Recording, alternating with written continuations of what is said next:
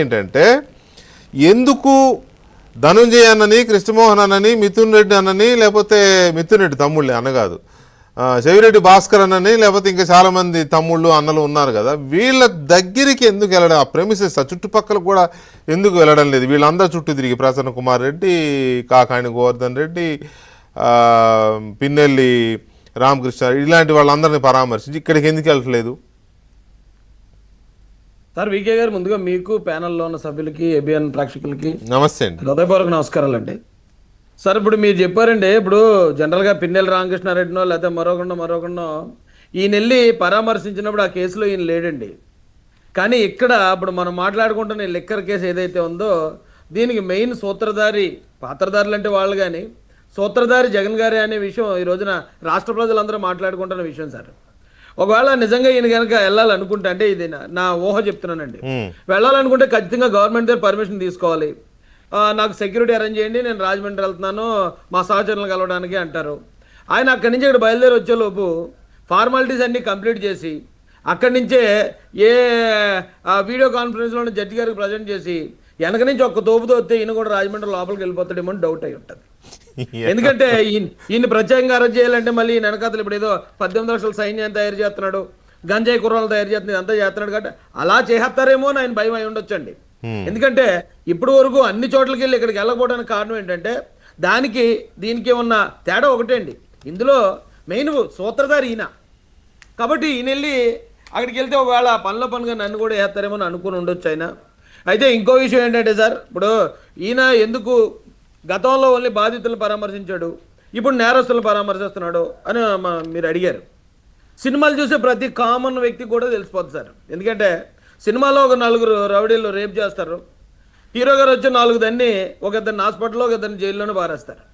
అప్పుడు main villain వస్తాడండి ఎక్కడికి, ఆ రేపుకు గురైన బాధితులను పరామర్శించడు.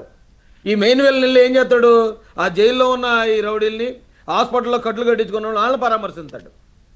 కాబట్టి ఇక్కడ జగన్మోహన్ రెడ్డి గారు వీళ్ళని పరామర్శిస్తున్నాడు అన్నప్పుడు ఆయన మెంటాలిటీ ఏంటి, ఆయన ఎందుకు వాళ్ళని పరామర్శిస్తున్నాడు అనేది ఆంధ్ర ప్రజలందరికీ ఆల్రెడీ అర్థమైపోయింది సార్.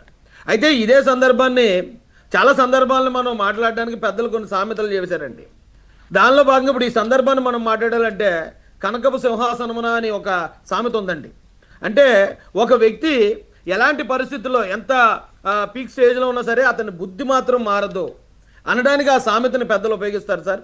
అయితే ఆ సామెతను నేను జగన్ గారికి ఉపయోగించనండి, ఎందుకంటే ఆయన మాజీ ముఖ్యమంత్రి కాబట్టి. ఇప్పుడు నేను ఒకటే మాట్లాడతాను సార్, ఆయన తెలిసింది ఒకటే అండి. ఒక సినిమాలో ఒక కమెడియన్ అంటాడు, సార్ బాబు నీకు హిందీ వచ్చా అంటే నాకు హిందీ వచ్చండి అంటాడు. అయితే ఏది అక్కడ ఉన్న వాళ్ళని ఎలా రండి అంటానికి ఏమంటారంటే ఇద్దరు రాయి అంటాడు. సరే ఇక్కడ ఉన్న వాళ్ళు అక్కడికి వెళ్ళమని చెప్పడానికి ఏమంటారు హిందీలో అంటే, ఏముందండి మనం అక్కడికి వెళ్ళిపోయి ఇద్దరు రాయి అంటామండి అంటాడు. అంటే ఆడికి ఆ ఒక్క మాటే వచ్చు. ఇక్కడ జగన్ గారికి ఒకటే వచ్చండి, పరామర్శ. ఈయన అప్పటి నుంచి అంటే ఈయన పార్టీ నిర్మించింది ఒక శవం మీద, ఒక పరామర్శ మీద. ఈ పరామర్శలు ఒక్కటే తెలిసిన వ్యక్తి ఇక అది చేయడంలో మనకు అంత ఆశ్చర్యం ఉంది సార్.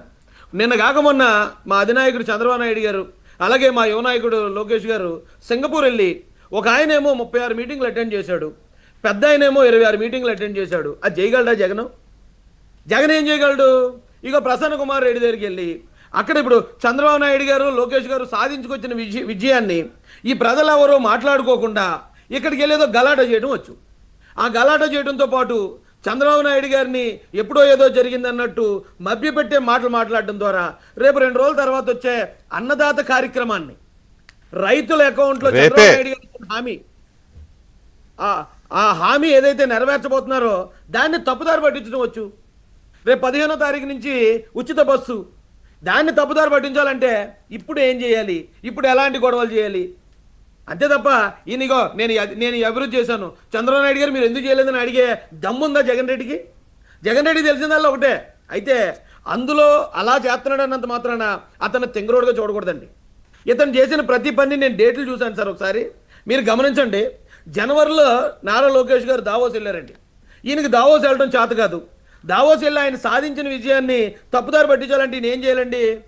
ఫిబ్రవరి అంటే జనవరి ఎండింగ్ ఏమో ఈయన దావోస్ వెళ్తే ఫిబ్రవరి ఫస్ట్ వీక్లో మిర్చి యార్డ్ దగ్గరికి వెళ్ళి గొడవ చేశాడండి. అంటే ఆ విషయాన్ని ఇక్కడ చర్చించకుండా తర్వాత మే 28వ తారీఖున దీపం పథకం ఇచ్చాం సార్ మా గవర్నమెంట్ నుంచి. మే 28న దీపం పథకం ఇస్తే ఆ దీపం పథకం కోసం చర్చ లేకుండా చేయడం కోసం ఈయన ఏం చేశాడు, ఏప్రిల్ కరెక్ట్గా 10 రోజులకి రాప్తాడు వెళ్ళి ఎవరో చనిపోయిన వ్యక్తిని నేను పరామర్శిస్తున్నానని ఆ హెలికాప్టర్ దగ్గర గొడవ, గంజాయి కుర్రలు గొడవ, అంటే మొత్తం టాపిక్ డైవర్ట్ చేయటం.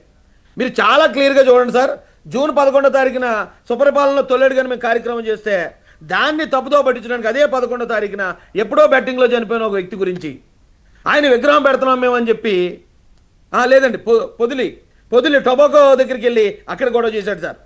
జూన్ 19వ తారీఖున నారా లోకేష్ గారు టోనీ బ్లేర్ని కలిశారండి, బ్రిటిష్ మాజీ ప్రధానమంత్రి. దాన్ని తప్పుదారి పట్టించడానికి అదే డేట్లో అయినా సింగయ్య మృతి జరిగిన ఆ ఘటన ఏదైతే ఉందో ఆ బెట్టింగ్ ఆయన దగ్గరికి వెళ్ళి అక్కడ గొడవ చేశాడండి. ఇప్పుడు చంద్రబాబు నాయుడు గారు, లోకేష్ గారు ఈ అమరావతిని కానీ లేకపోతే పోలవరాన్ని అన్నింటిని పరిగెట్టెత్తుంటే దీనికి ఏం చెప్పాలో అతను నేను సమాధానం లేక, అతను తెలిసింది ఒకటే, ఇది రాయియే. ఇతను తెలిసింది ఒకటే, వెళ్ళి అక్కడికి వెళ్ళి ఏదో పరామర్శ పేరుతో నేరస్తులను పరామర్శం చేస్తాం, విమర్శలు చేయటం. అక్కడి నుంచి మొత్తం టాపిక్ అంతా ప్రజలందరూ ఇదే మాట్లాడుకునేలా చేయడం కోసం ఎంత నీచానికన్నా దిగజారు మాట్లాడుతున్నాడండి. జగన్మోహన్ రెడ్డి బుద్ధి తెలిసిపోయిన తర్వాత ఇలాంటి స్ట్రాటజీలు అతను ఇంకొక 100 కాదు 1,00,000 చేసినా కనీసం అతనికి రాజకీయ భవిష్యత్తు ఉండదనేది ఆ పక్కన ఉన్నవాడు ఎవడన్నా చెప్పి అతన్ని ఎవరికైనా చూపిస్తే బాగుంది సార్. బాగుంది. ఎవరు చూపిస్తారండి? వాళ్ళ అమ్మ